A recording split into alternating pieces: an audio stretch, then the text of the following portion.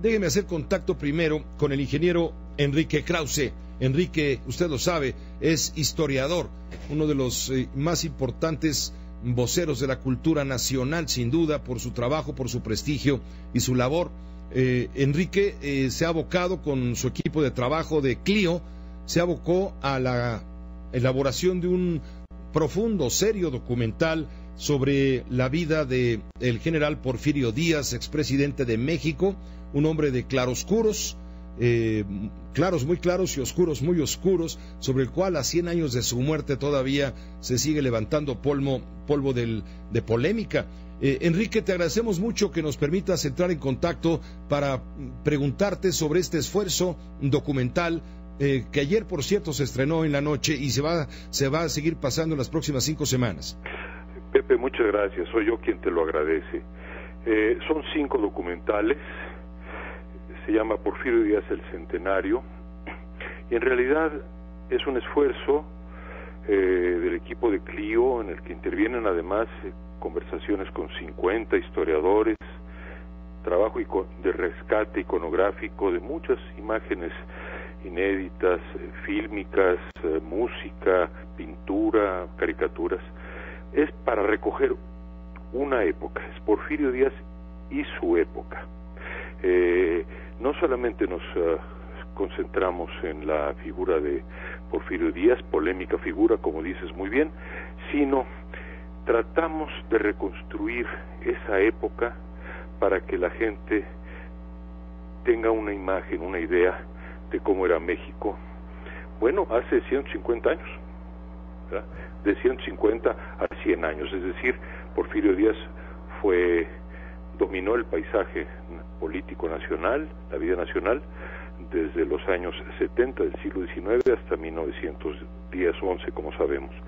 Eso es lo que tratamos de recobrar. Esta serie de documentales son 5, me corriges si tienes toda la razón, no es uno en 5 partes, sino son 5 distintos, sí. Con estos ámbitos que tú has explicado. Sí. ¿Son para reivindicar a Porfirio Díaz frente a la polémica que ha desatado que el grupo o quienes piensan que debe de ser traído desde París, donde reposan sus restos en un cementerio de Montparnasse, traerlo a México?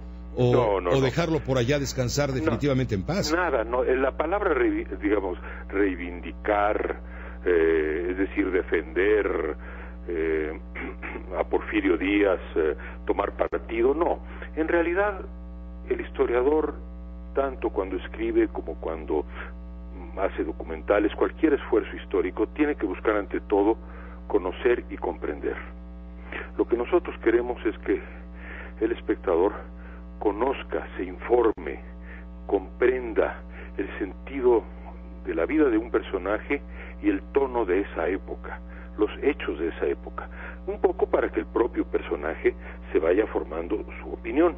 No obstante, claro, tratándose de un hombre tan polémico, pues te aseguro que en las voces de los historiadores que intervienen, digamos Carlos Tello, Lorenzo Meyer, Paul Garner, que es biógrafo de Díaz, bueno, hay distintas opiniones y por supuesto que son opiniones contrastadas, distintas, ¿no? Pero no tiene nada que ver con un esfuerzo, digamos, de defensa. Se trata de presentar la verdad lo más objetivamente posible. Y esa verdad, bueno, creo que tiene que ver con el hecho indudable de que Porfirio Díaz hizo avanzar la vida material de México, él hizo progresar a México sustancialmente, de donde su régimen lo tomó, instauró un orden y una paz nada despreciables, y sin embargo, claro, lo hizo a costa de la libertad política, ¿no? Entonces es una época como todas compleja. Qué bueno que el espectador pueda verla y diga, caramba, las cosas son, o yo no sabía esto, o yo no había visto eso de ese modo. Y si podemos presentar las cosas con la debida complejidad, creo que estaremos haciendo un servicio. Enrique, tú lo dices con toda claridad, no hay nostalgia en estos programas realizados por Clio, dirigidos por ti, mucho menos hay búsqueda de la glorificación, hay la búsqueda de la comprensión, lo que acabas de decir. Está muy bien las palabras que estás diciendo, glorificación, jamás, yo no uso la palabra héroe en mis libros, no creo en los hombres superiores, creo que los hombres superiores y redentores son muy peligrosos, y por otro lado, creo que los héroes son mitológicos, ¿verdad? Pero sí creo que hay seres sobresalientes y que Porfirio Díaz sin duda fue uno. No buscamos desde luego glorificar. El tema de la nostalgia, Pepe, es otra cosa, porque cuando se habla del exilio de Porfirio Díaz en París y cómo viajó a Egipto ya bien, muy viejo, ¿no? Todo eso, sí te puedo decir que claro, algunos van a sentir nostalgia por esos tiempos, digamos, en donde vemos al viejo dictador allí caminando por los bosques de Bolonia, ¿verdad? Pero no es eso un sentimiento que buscamos despertar. Lo que sí es que buscamos en estos documentales despertar una emoción, eso sí. Claro. No, la historia no solamente está hecha de datos y de fechas y de imágenes, sino es una narración que busca emocionar, ¿no? Emocionar y pensar. Enrique, sí, sin duda. Y 100 años después está la polémica. Yo le quiero preguntar al historiador, Enrique Krause, él, al margen de este trabajo documental sin duda valiosísimo, luminoso, ¿de qué lado se coloca?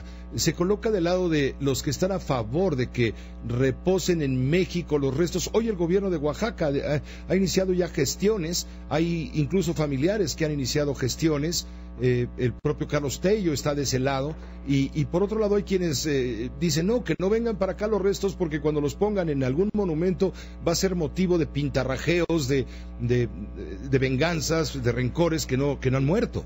Mira, yo te hago esta reflexión. Sí. Porfirio Díaz, su última voluntad fue que sus restos reposaran en la iglesia de la Soledad en Oaxaca. Yo francamente creo que negarle a el militar que fue Porfirio Díaz, que sirvió a México en 37 batallas de la Reforma y de la... Estuvo en la del 5 de mayo. Hombre, y fue muy sobresaliente en ella, ¿no? Hay que ver los partes de lo que dice Zaragoza sobre él. Y además el hombre que construyó el progreso económico de México y que hizo avanzar también instituciones sociales y educativas, debo decirte, ¿no? Ese hombre que consolidó una nacionalidad, de que el propio Cosío Villegas alabó, ese hombre, francamente, lo menos que merece es, hombre, que sus restos reposen donde él quería, en la parroquia de la Soledad. Si reposaran allí, por cierto, Pepe, pues no sería con el homenaje nacional y despertar por grandes polémicas, simplemente está en el recinto de una iglesia ligada a su vida, a su infancia. Pero yo no voy a tomar una posición combatiente en relación a eso, porque creo que al historiador lo que le corresponde no es estar ocupado en qué ocurre con los huesos, con los restos mortales de una figura histórica, sino en conocer la vida de esa figura histórica. Entonces, te contesto, yo creo que sería un acto, digamos, de justicia el que esa última voluntad se cumpliera, pero repito, Pepe, creo que lo más importante es conocer su vida e integrar esa parte de la historia de México a una consideración más equilibrada, más balanceada, claro, de nuestra historia. Conocerlo, bien dices, conocerlo y comprenderlo. Enrique, es una palabra importante, que nos hace falta mucho en México. Sí, caray, como estamos, Enrique, como estamos, es lo que nos falta justamente. Comprender. Eso es lo que nos hace falta a los mexicanos. ¿Cómo miras, cómo estás viendo el país luego lo que ha pasado en las elecciones, en todos estos procesos, la subida del PRI, la bajada de todos, la bajada del PRI también, los partidos políticos, la gente que ahora ya está optando por otras salidas, como es el caso del Bronco, como otros gobiernos donde va a haber elecciones el año que viene, Chihuahua me parece, Veracruz, están acotando sus legislaciones para ponerle candados y evitar que ciudadanos como el Bronco, en su caso chihuahuenses o veracruzanos, pudieran llegar al poder. Es decir, estamos desatados. Sí, pero yo te pediría, Pepe, acabas de hacer el inventario de 12 conversaciones, yo preferiría quedarme con el momento del centenario de Porfirio Díaz y invitar al teleauditorio. ¿Dónde lo podemos ver? En Televisa.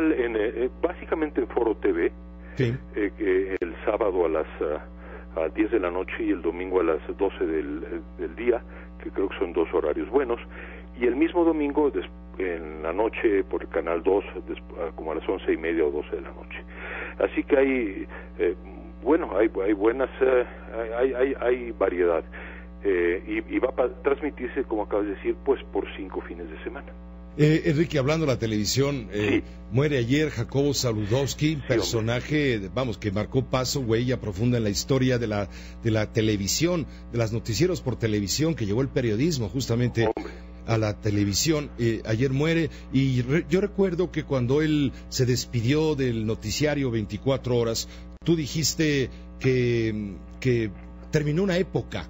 Y yo decía, bueno, a lo mejor esto es un lugar común, o sonaría en ese momento lugar común, sin embargo no, ha demostrado que ciertamente fue un parteaguas. Mira, yo creo que ha muerto un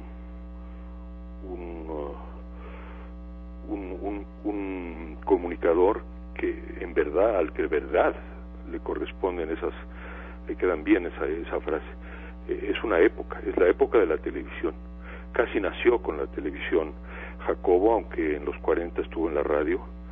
Se inició muy pronto, el noticiero duró varias décadas. Yo creo que creó una escuela que trajo muchos comunicadores al programa, muchos son deudores de él en ese aspecto, que sus reportajes y entrevistas nacionales e internacionales, muchas fueron absolutamente memorables, y que fue además una presencia muy querida por la gente, ¿no? Había que ver a Jacobo caminar por el centro, que tanto quiso, porque es el centro donde nació y vivió, para ver cómo lo quería la gente. Yo no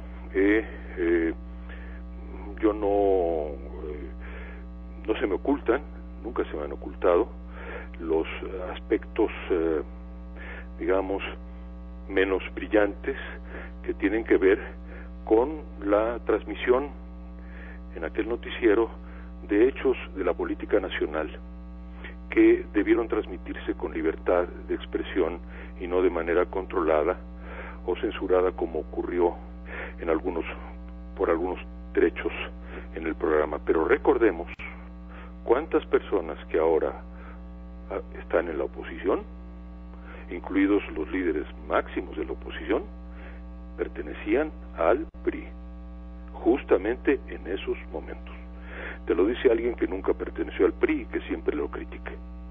Entonces, hubo espacios de libertad de expresión en México, pero ese espacio no era particularmente ese noticiero. No obstante, yo creo que las luces y el legado de Jacobo es mucho mayor.